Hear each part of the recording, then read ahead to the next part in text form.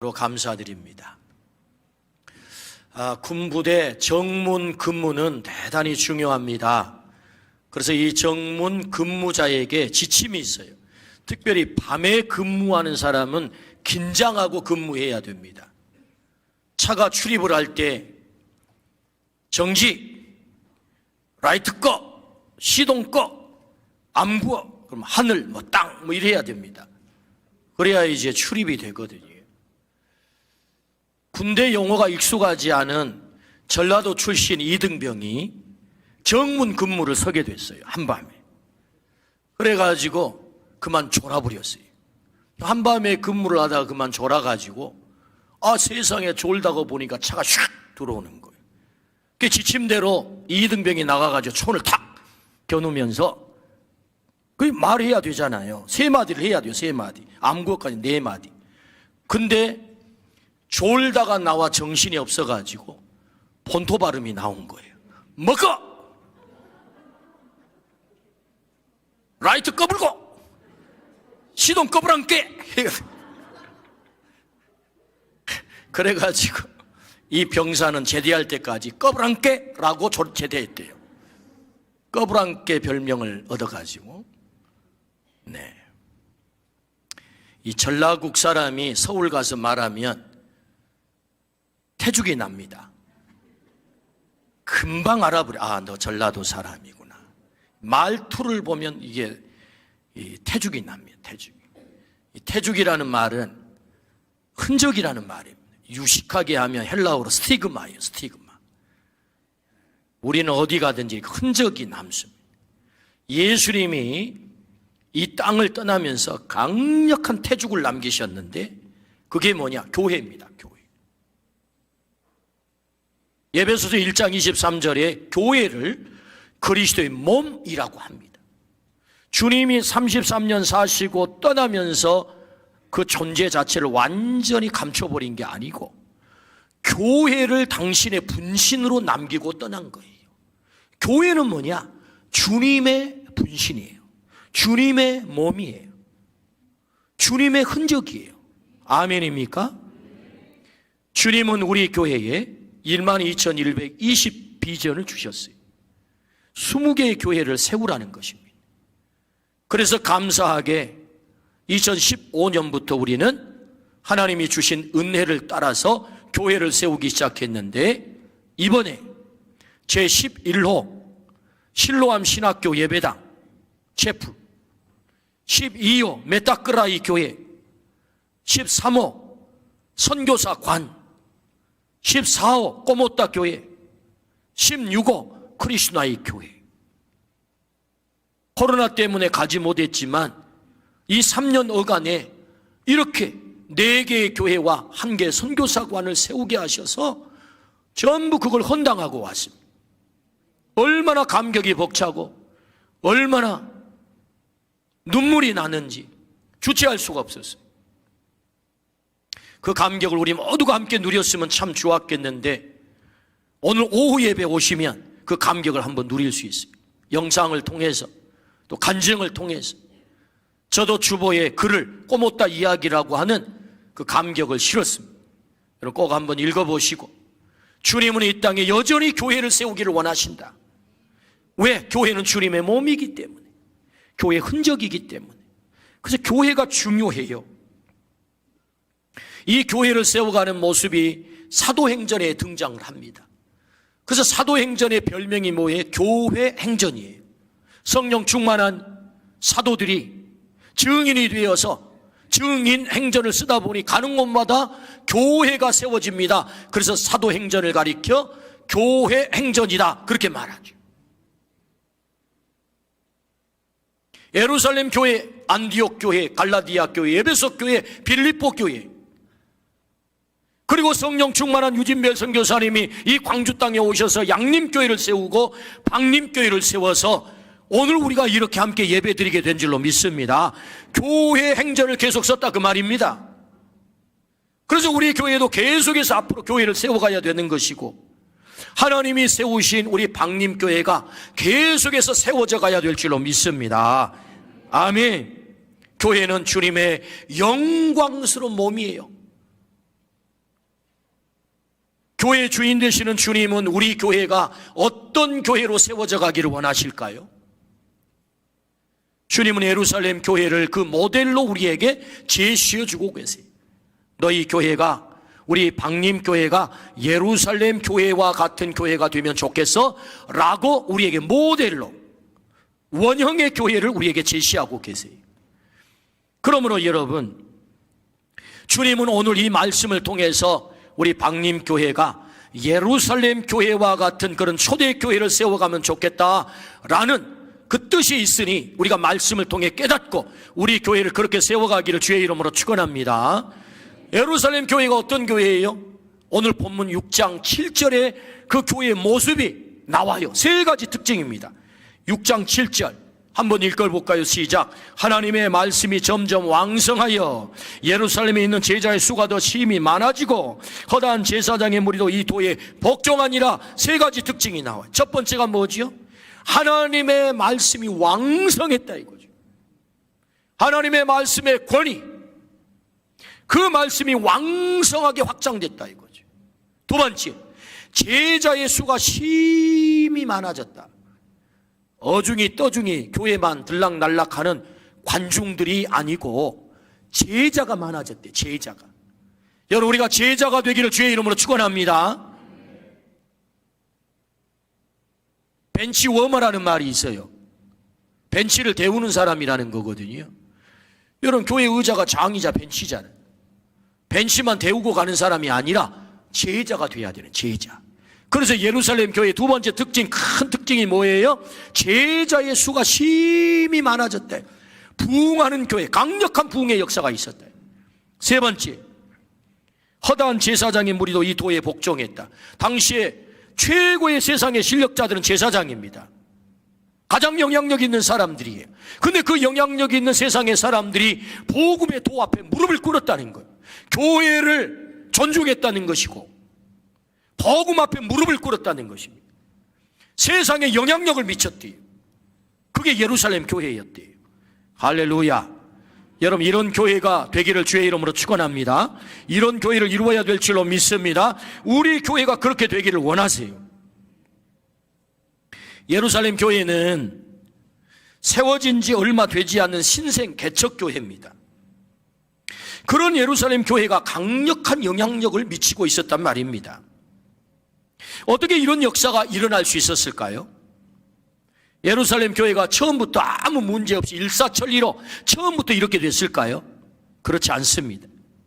예루살렘 교회도 사람들이 모인 공동체가 되다 보니까 문제가 많았어요. 문제가 없었던 교회가 아닙니다. 예루살렘 교회도 초창기부터 문제가 많았다. 그 어떤 문제가 있었을까요? 첫 번째, 어떤 문제가 있었을까요? 오늘 1절에서 2절 한번 말씀을 통해 한번 찾아보겠습니다. 그때 제자가 더 많아졌는데 헬라파 유대인들이 자기의 과부들이 매일의 구제에 빠짐으로 히브리파 사람을 원망하니 12사도가 모든 제자를 불러 이르되 우리가 하나님의 말씀을 제쳐놓고 접대를 일삼는 것이 마땅하지 아니하니. 세 가지 문제가 있었어요. 첫 번째, 차별이 있었대요. 예루살렘 교회에 차별이 있었다. 두 번째, 원망이 있었다. 원망. 세 번째, 사도들의 본업이 뭐예요? 말씀 전하는 겁니다. 기도하는 겁니다. 근데 본업은 제쳐놓고 성도들 뒤치다거리만 하고 있는 거예요, 이게 지금. 그러면 되겠어요? 이런 문제가 예루살렘 교회에 폭발하고 있는 것입니다. 헬라파 과부들이 왜 우리는 차별하냐? 왜 우리는 대우하지 않느냐? 이런 심각한 문제가 교회 안에 있었던 거예요.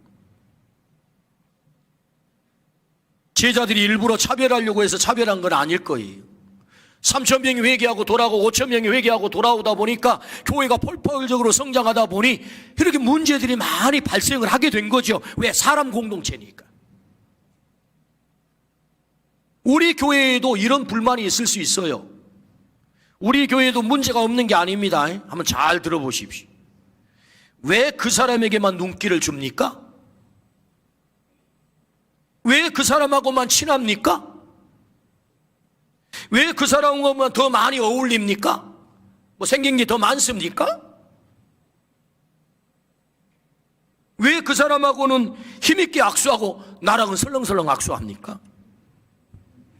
아니, 나랑은 악수하면서 왜 눈은 뒷사람 봅니까?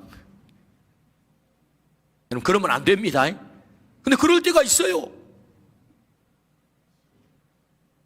왜 내가 인사하는데 인사를 안 받아줍니까? 여러분, 제발 인사 좀 잘 받아주세요. 이 대목에서 아멘. 여러분, 저한테 하소연하신 분이 계신다니까요. 인사 좀 잘 받아달라고. 아니, 왜 그냥 목이 뻣뻣해가지고 인사를 하는데 인사를 안 받냐고. 이쪽은 보고 있지만 이쪽 분이 그렇다는 얘기는 아닙니다. 좀 인사 좀 잘 받아줘요. 여러분, 성도들이 처음에 왔을 때 다 눈치 보거든요. 인상을 본단 말입니다. 근데 인사도 안 받아. 그럼 뭐야, 날 왜 이렇게 무시하는 거야? 다 이런 마음이 든단 말입니다. 여러분, 인사를 잘 하시고 인사를 잘 받아주기를 축복합니다. 아멘. 그 교회가 따뜻한 교회 아닙니까? 사랑이 넘치는 교회이고. 그러니까 왜 내 인사는 안 받아? 이런 불만이 있다니까요, 교회에.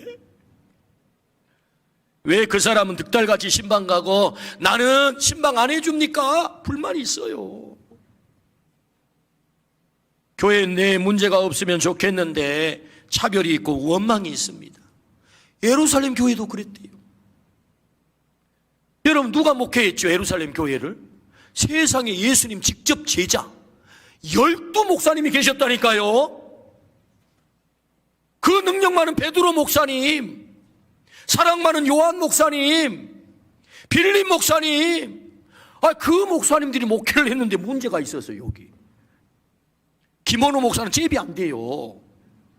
여러분, 기억하세요. 교회는 완벽하지 않습니다. 왜? 사람 공동체이니까. 부족한 사람들이 모여있는 곳이기 때문에.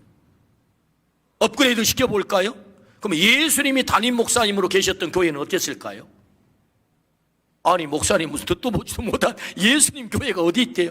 12명 제자를 데리고 있는 교회 있었잖아요. 최초의 교회, 12제자 교회. 예수님이 담임 목사님이셨어. 문제가 없었나요? 웬걸? 가룟 유다가 있었다니까. 가룟 유다가. 여러분, 가룟 유다가 얼마나 똑똑한 소리 많이 한 줄 아십니까? 예수님보다 더 똑똑한 소리를 해. 한 여인이 와서 옥합을 깨뜨려 주님의 발에 부었을 때, 아니, 이 많은 재산이 되는 300데나리온이 되는 이 향유를 깨뜨려 다 낭비하면 어떡합니까? 팔아서 가난한 사람들에게 주어야지. 세상에 예수님보다 더 의로운 소리를 한다니까요. 근데 성경은요, 요한복음 12장 6절에 뭐라고 그럽니까? 그는 도둑이다. 그는 도둑이다. 돈 주머니에서 돈을 슬쩍슬쩍 했대요.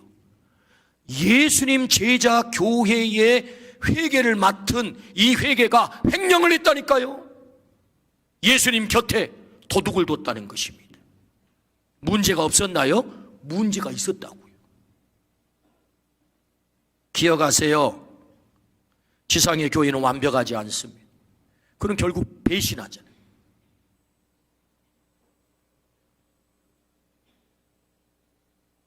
그래서 유명한 오리겐 교부는요, 교회는 종합병원과 같다라고 정의를 했어요. 저는 이 정의를 참 좋아합니다. 우리가 완벽한 천사들이 모인 공동체가 아니잖아요. 우리 방림교회가. 그렇죠? 다 흠이 있고 부족한 사람들이 모여 있기 때문에 교회가 문제가 없을 수가 없어요. 우리는 기대하죠. 나는 완벽하지 않으면서 다른 사람은 다 완벽하기를. 그래서 교회가 왜 이래? 라고 말하지만 사실은 자기 모습 부족한 만큼 교회가 부족한 거예요. 교회는, 지상의 교회는 완벽하지 않다. 부족하다. 그래서 고침받기를 원하는 환자들이 모여있는 곳이 교회다. 잊지 말아야 돼요. 아무 문제가 없을 것 같은 예루살렘 교회에도 차별이 있었고 원망이 있었고 사도들이 본업을 감당하지 못하는 문제들이 있었습니다. 그러므로 오늘 우리 교회에도 문제가 있는 게 당연한 거예요. 오늘 우리 교회에도 문제가 있는 게 당연한 거다.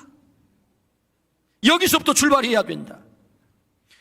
교회에 문제가 있기 때문에 교회는 소망이 없다고 말할 수 있겠습니까? 교회에 문제가 있기 때문에 교회는 다닐 곳이 못 된다고 말할 수 있겠습니까? 교회에 문제가 있기 때문에 교회는 없어져야 된다고 말할 수 있겠습니까? 교회에 문제가 있기 때문에 교회는 무용론을 말할 수 있겠습니까? 교회에 문제가 있기 때문에 교회를 혐오해야 되겠습니까? 아닙니다, 여러분. 문제투성이인 줄 아신 주님께서 교회는 내 몸이야, 영광스러운 내 몸이야 라고 주님은 말씀한 줄로 믿습니다. 그럼에도 불구하고 교회를 향하여 주님이 뭐라고 해요? 내 몸이다, 내 몸. 주님이 몰라서 그렇게 말씀하신가요? 알아요. 그러면서도 교회를 내 몸이다 라고 말씀하는 것입니다. 그렇다면 주님은 문제 있는 교회를 어떻게 하세요? 그냥 문제를 방치하시나요? 그렇지 않습니다. 주님은 문제 있는 교회를 어떻게 하실까? 사람을 세워서 문제를 해결합니다. 사람을 세워서 문제를 해결한다. 오늘 본문 3절에서 4절입니다. 같이 한번 읽어볼까요? 형제들아, 너희 가운데서 성령과 지혜가 충만하여 칭찬받는 사람 7을 택하라. 우리가 이 일을 그들에게 맡기고 우리는 오로지 기도하는 일과 말씀 사역에 힘쓰리라 하니. 아멘. 주님의 목표는 문제 있는 교회를 버리는 것이 아니고 주님의 몸으로서 온전한 역할을 하는 교회에 세우는 것이 주님의 목표예요. 때문에 그렇게 하기 위해서 어떻게 합니까? 3가지의 기준을 충족한 사람을 발탁해서 세우는 것입니다. 그 3가지 기준이 뭐죠? 성령 충만, 지혜 충만, 사람에게 칭찬받는 사람을 뽑아서 내 교회를 세워라, 그런 말씀인 거죠. 오늘 이 말씀을 우리가 들을 때 잘 기억해야 될 것은, 우리가 다음 주에 사람 세우는 일이 있으니까 이런 사람을 세우라는 것이구나. 물론 그것이 1차적인 목표일 수 있습니다. 그러나 더 중요한 궁극적인 목표는 이미 장로님으로 세움을 받고 권사님으로 세움을 받고 안수집사님으로 세움을 받고 재직으로 세움을 받은 사람은 내가 어떤 사람이 되어 교회를 세워가야 되는가를 말씀하는 거예요. 우리가 처음 안수받을 때 그 처음으로 돌아가는 거예요. 성경은 늘 이렇게 처음으로 돌아가기를 원하세요. 그러므로 여러분, 오늘 이 말씀이 오늘 나에게 주신 말씀이 되어서 내가 이런 교회를 세워가는 사람이 되어야 되는구나, 결단의 시간이 되기를 주의 이름으로 축원합니다. 아멘. 첫 번째는 어떤 사람이요? 성령 충만한 사람을 세워라 라고 말씀하세요. 오늘 6절 7절입니다. 왜 성령 충만한 사람을 세워야 될까?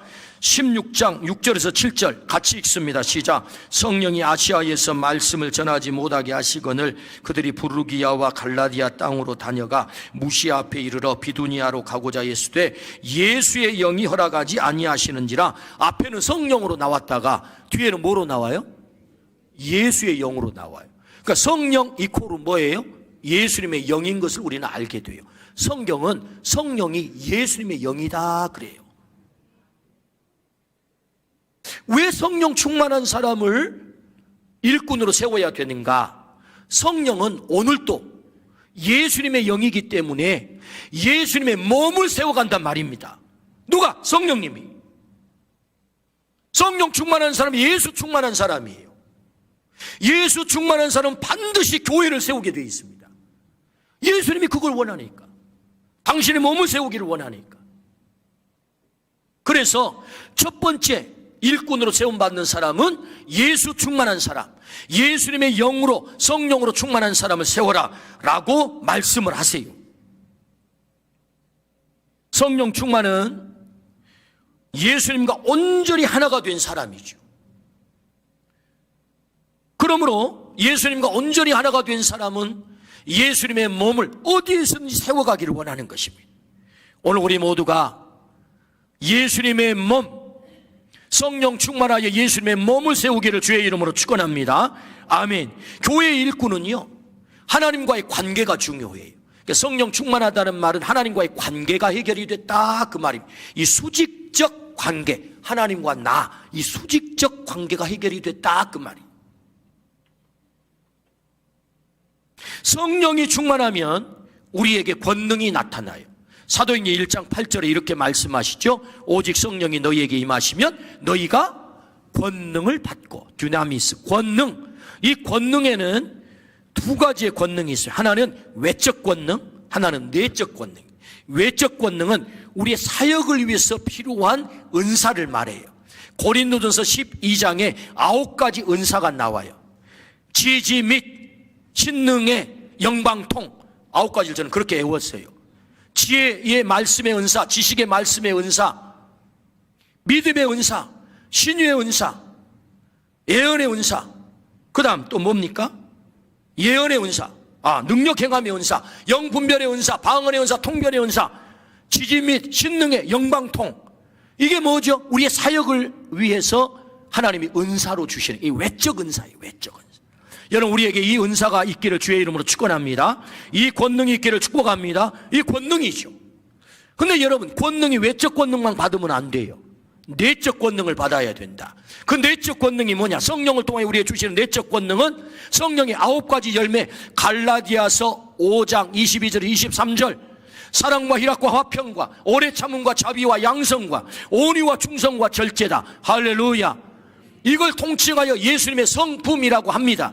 그러니까 성령의 권능은 나를 예수님의 성품을 갖게 만든단 말이죠. 내 존재를 변화시킨단 말이죠. 이게 내적 권능이에요. 오직 성령이 너희에게 임하시면 너희가 권능을 받고, 그 권능이 뭐예요? 내가 예수님의 성품을 담는 거예요.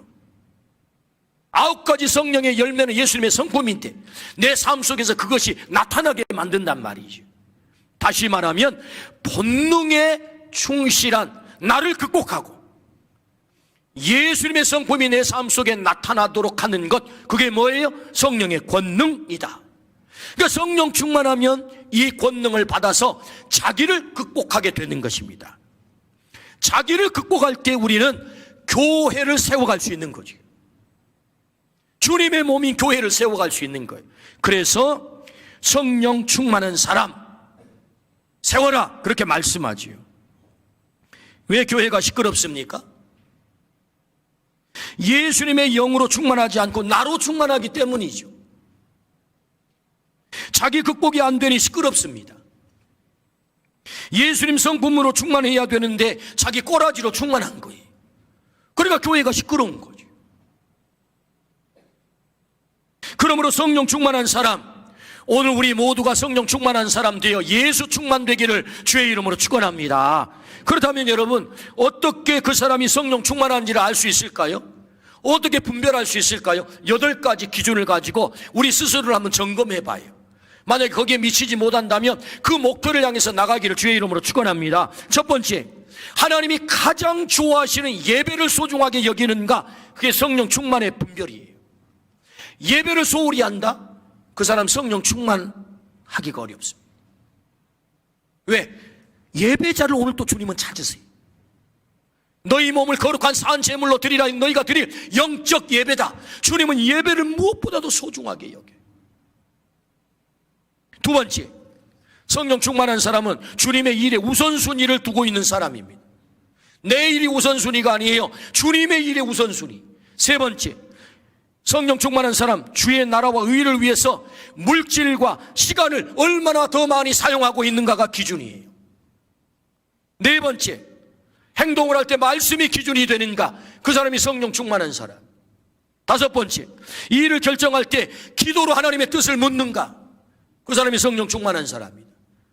여섯 번째, 하나님의 사람을 존중하는가? 저만 하나님의 사람 아닙니다. 우리는 모두가 하나님의 사람이에요. 성령 충만한 사람은 반드시 사람을 존중하게 돼 있어요. 반드시 존경하게 돼 있어요. 여러분, 사람을 존중하기를 주의 이름으로 축원합니다. 무시하지 않기를 축복합니다. 일곱 번째, 예수님을 닮으려고 얼마나 예를 쓰는가? 그게 기준이에요. 어떻게든 예수님을 닮아보려고, 흉내를 내보려고. 여덟 번째, 믿음의 열매가 얼마나 나타나는지, 그것이 성령 충만의 기준입니다. 8가지. 그래서 그 8가지 기준을 통해 가지고, 아하, 그 사람이 성령 충만하구나. 아, 나도 이 성령 충만한 삶을 살아야 되겠네. 먼저 자신을 점검하고, 그리고 그런 사람을 분별하여서 일꾼으로 세우기를 주의 이름으로 축원합니다. 아멘, 아멘. 자기의 이름을 위해서가 아니잖아요. 두 번째, 어떤 사람을 세우라고요? 지혜가 충만한 사람을 세워라. 지혜는 너무나도 소중하지요. 비유하자면 지식은 칼과 같고 지혜는 그 칼을 최대한 선용하여 생명을 살리는 것과 같습니다. 그러므로 지혜는 일과 관계에서, 사람과 관계에서 교회 공동체를 이루어가는 중요한 덕목이죠. 지혜가 부족하니 일이 어그러지고, 지혜가 부족하니 사람 관계에 갈등이 생기고 싸움이 생기고, 지혜가 부족하니 공동체가 깨뜨려지고, 지혜가 부족하니 하나님의 의의를 이루는 대신에 자기 의의를 이루고 결국 망하게 되고, 자기만 멸망하지 않고 함께 멸망으로 끌고 가고, 때문에 여러분, 일꾼에게 지혜는 너무너무 중요한 것입니다. 일과 관계에서, 사람과 관계에서 그 지혜가 꼭 필요한 거죠. 그래서 교회는 공동체 아닙니까? 이 공동체를 세워가려면 이 지혜 있는 사람이 리더의 역할을 하고 앞장서 섬겨야 된다고 하는 거죠. 그래서 일꾼의 조건을 믿음만 충만한 사람, 믿음만 좋은 사람, 성령 충만한 사람만 말하지 않고 지혜가 충만한 사람이 일꾼이 돼야 된다라고 말씀하는 거죠. 왜? 혼자만 하는 것이 아니기 때문에. 더불어서 함께 해야 되니까. 목사가 어찌 완벽하겠습니까? 김원웅 목사가 어찌 완벽하겠어요? 여러분, 저에게 참 헛구석이 많고요, 부족한 것이 참 많습니다. 여러분, 저에게 하고 싶은 얘기 참 많을 거예요. 참느라고 고생하십니다. 제가 부족한 게 많아요.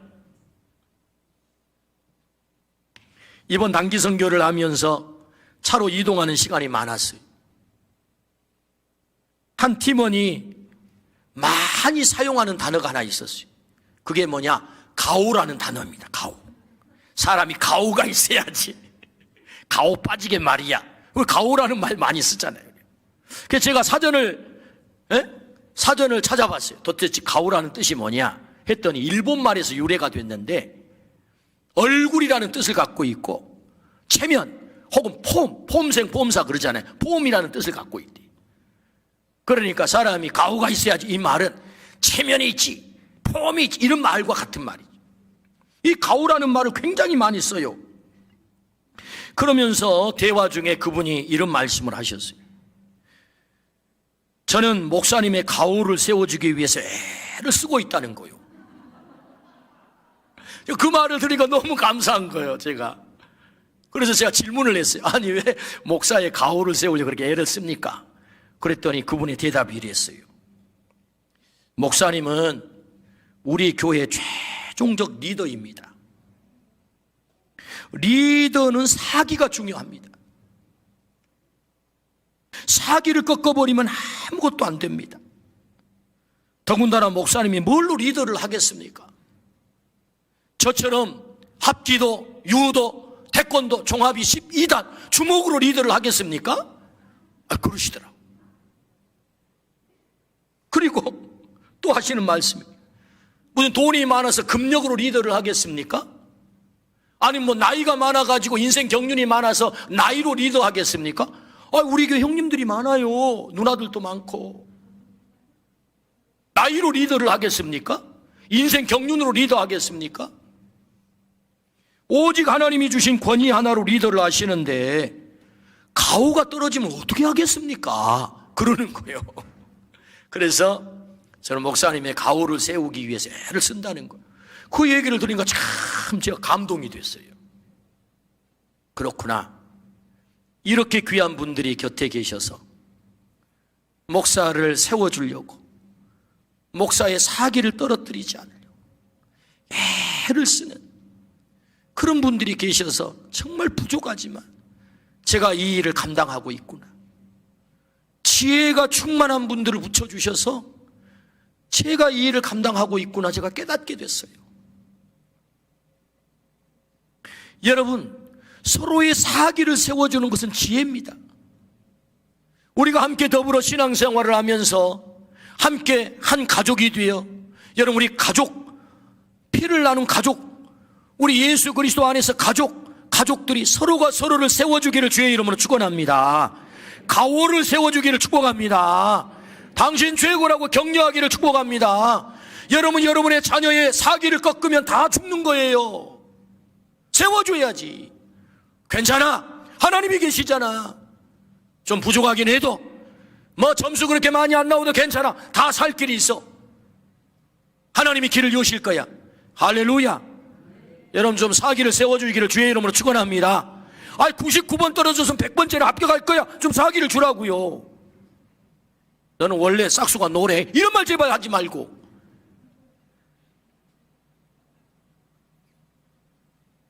여러분 사기를 세워야 되는 거예요.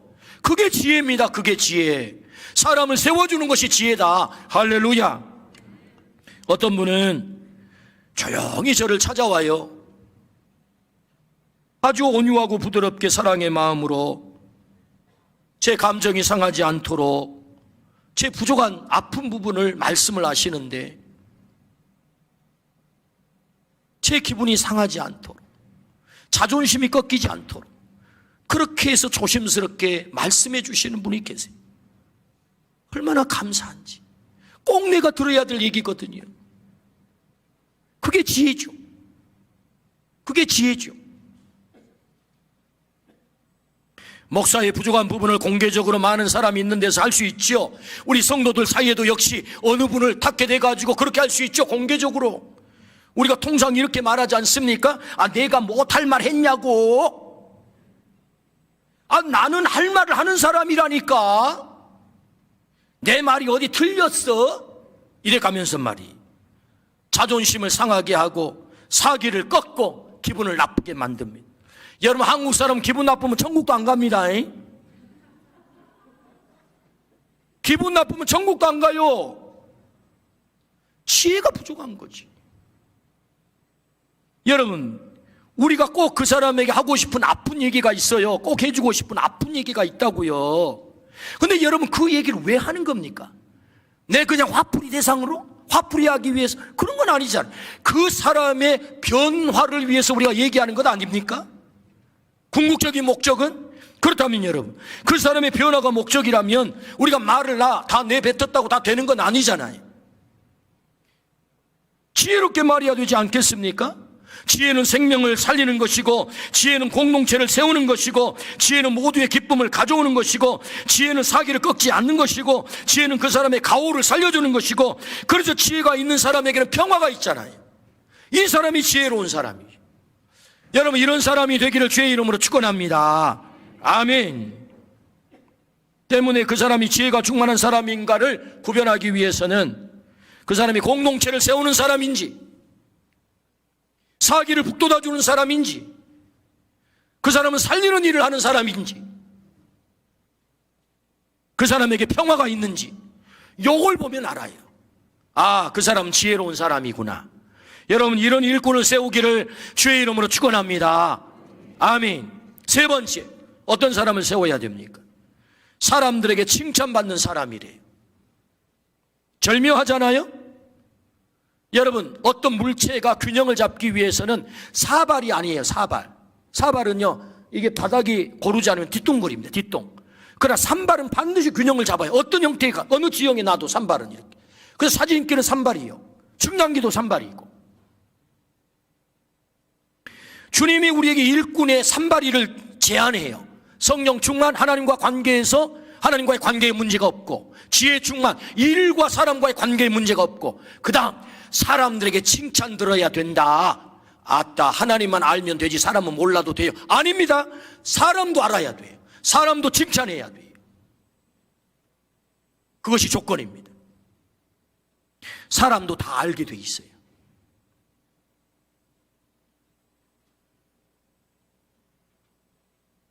교회는 그리스도의 몸입니다. 교회가 세상으로부터 칭찬받아야죠. 그러기 위해서는 어떻게 해야 되겠습니까? 일꾼이 칭찬받아야 교회가 칭찬받는 거죠. 우리가 칭찬받아야 교회가 세상으로부터 칭찬받을 줄로 믿습니다. 어느 한 사람이 잘해서 칭찬받겠습니까? 우리나라 가나안 교인이 약 100만 명 이상이 된다고 그래요. 가슴 아픈 얘기입니다. 안 나가 거꾸로 하면 가나안입니다. 안 나간대 교회를. 하나님 안 믿는 것도 아닌데 안타깝죠. 실천신학대학원 정재영 교수님이 연구한 통계에 따르면 교회 안 나가는 이유를 물어봤더니 6위 개인적인 이유, 5위 시간이 없어서, 4위 신앙에 대한 회의, 3위 교인들에 대한 불만, 2위 목회자에 대한 불만, 1위 자유로운 신앙생활을 원해서 라고 대답을 했어요. 그러니까 교인들에 대한 불만과 지도자, 목회자에 대한 불만을 합쳐보니까 43%예요. 43%. 그러니까 칭찬받지 못한 사람들이 지도자로 포진하고 있고 성도들로 포진하고 있기 때문에 아이고 나 교회 가기 싫어 이런다는 거예요. 사람에 대한 실망이죠. 그러므로 여러분, 일꾼을 세울 때 칭찬받는 사람을 세워야 그 교회가 세상으로부터 존경도 받고 성도들이 머물러 있고 싶은 교회가 되는 것입니다. 그래서 칭찬받는 사람을 세우라는 거예요.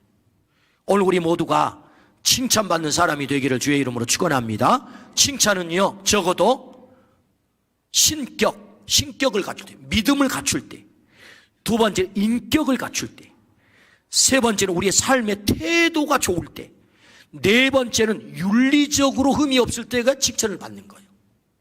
누가 칭찬을 받아요? 신격을 갖추고 인격을 갖추고 우리의 삶의 태도가 좋고 그리고 윤리적으로 문제가 없을 때 칭찬을 받는 거죠. 이런 균형 잡힌 사람을 세우라라는 말씀이죠. 우리 교회에는 정말 칭찬받을 분들이 많아요. 제가 존경하는 분들이 많습니다. 여러분, 어느 날 저보다 나이가 적음에도 불구하고 우리 목사님이 나한테 어느 날 저에게 존경한다, 그렇게 제가 표현하거든 어색하게 받아들이지 마세요. 진짜 존경해서 제가 그렇게 말씀을 드려요.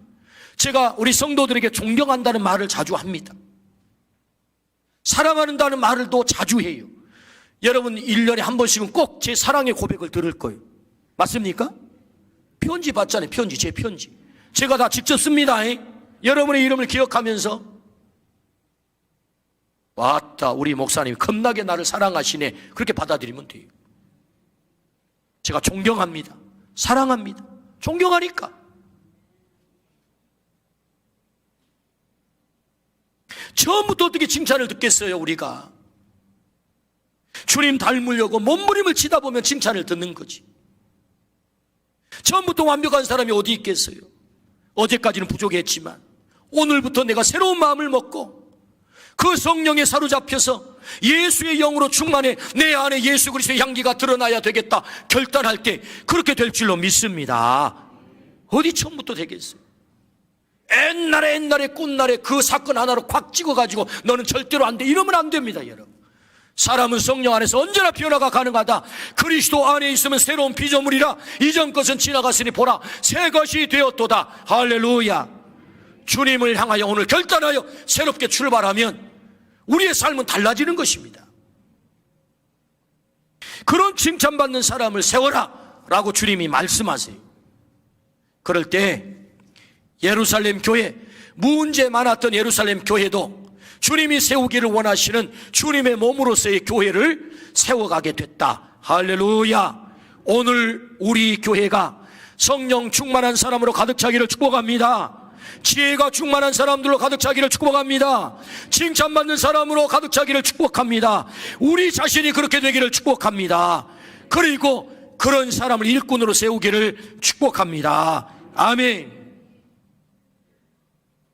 우리 교회 주보에 보면 원로, 은퇴, 협동 장로님까지, 시무 협동 장로님까지 하면 29분의 장로님이 계세요. 우리 교회의 60% 이상이 여성입니다. 여성. 근데 29명 장로님 가운데 여성 장로님 딱 한 분이에요. 뭔가 균형이 좀 안 맞죠? 다시 예루살렘 교회로 돌아가 봐요.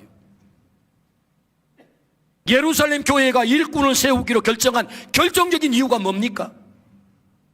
헬라파 과부들이 차별을 받았다는 거예요. 누구에게 차별을 받았어요? 히브리파 예수님의 제자들에게 차별을 받은 거예요. 이 문제를 어떻게 해결할까? 예루살렘 교회가 어떻게 해결을 해요? 7 집사를 세워야 되겠다. 그러면 이 7 집사는 누구예요? 스빌, 부니, 디바니 7 집사. 이 이름을 보면 전부 헬라식 이름이에요. 헬라파 유대인들을 세워서 히브리파 제자들과 균형을 이룬 거예요. 조화를 이룬 거예요. 이것이 예루살렘 교회 일꾼을 세운 원리였어요. 우리는 어떻게 해야 되겠어요? 우리 교회 60% 이상이 여자 성도님입니다. 균형이 뭔가 안 맞죠? 때문에 이번에 일꾼을 세우는데도 이 부분을 잘 새겨서 눈을 크게 뜨고 하나님이 정말로 기뻐하는 일꾼은 어떤 일꾼일까? 세 가지 기준에 합치한 이런 일꾼을 세움으로 오늘 우리 교회가 주님이 정말로 세우기를 원하시는 주님의 몸으로서 교회를 온전히 세워가기를 주의 이름으로 축원합니다. 아멘. 기도하십시다.